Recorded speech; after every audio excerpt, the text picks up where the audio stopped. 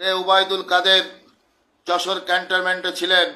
এই যুবদলের সেক্রেটারি আনসারুল হক রানা ইন্ডিয়ার বর্ডার পার করেছেন।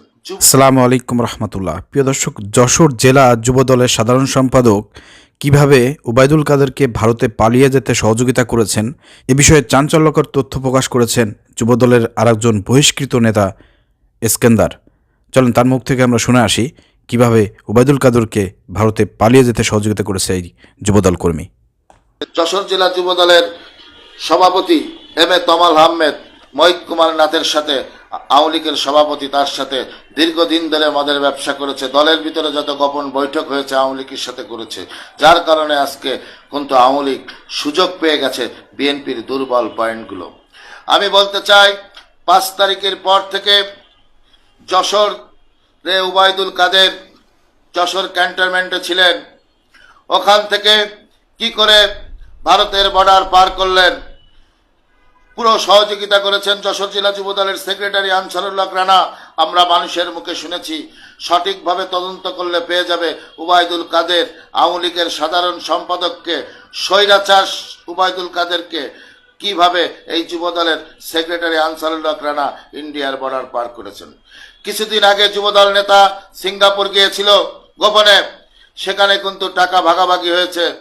পুটখালির বেনাপোল পুটখালির গোল্ড নাসিরের মাধ্যম থেকে সেই উবাইদুল কাদেরকে পার করার টাকা ভাগাভাগি করা হয়েছে।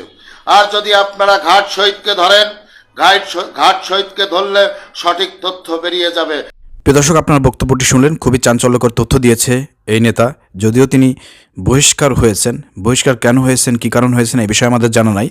তো আমরা যেটা বলতে চাই পুলিশ প্রশাসনকে, অতিবিলম্বে যে যুবদল নেতার বিরুদ্ধে অভিযোগটি এসেছে তাকে গ্রেপ্তার করে আইনের আওতায় এনে তদন্ত করা হোক এ বিষয়টি, যে আসলে ভারতে উবাইদুল কাদেরকে পালাতে সহযোগিতা করেছে নাকি যে ব্যক্তিটি লাইভই বলল এই বহিষ্কৃত যুবদল নেতা সে মিথ্যা বলেছে।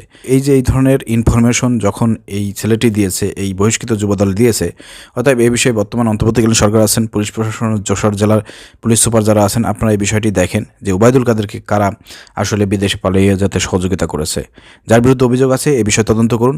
যদি তদন্ত করা না হয় তাহলে বুঝতে হবে এর সঙ্গে পুলিশও জড়িত। এবং এই তদন্ত করতে গিয়ে যেহেতু বর্তমান তিনি সাধারণ সম্পাদক, জেলা যুবদলের সাধারণ সম্পাদক, তার বিরুদ্ধে হলো অভিযোগটি, তার বিষয়ে যদি তদন্ত করতে গিয়ে পুলিশ যদি বাধার সম্মুখীন হয় এবং হস্তক্ষেপ হয়, বিএনপির পক্ষ থেকে যদি হস্তক্ষেপ হয়, তার বুঝতে হবে তাহলে বিএনপির সাথে জড়িত এবং বিএনপিও উবাইদুল কাদেরকে পালিয়ে যেতে সহযোগিতা করছে। প্রিয় দর্শক, ভিডিওটি শেয়ার করে দেবেন। আসসালামু আলাইকুম রহমতুল্লাহ।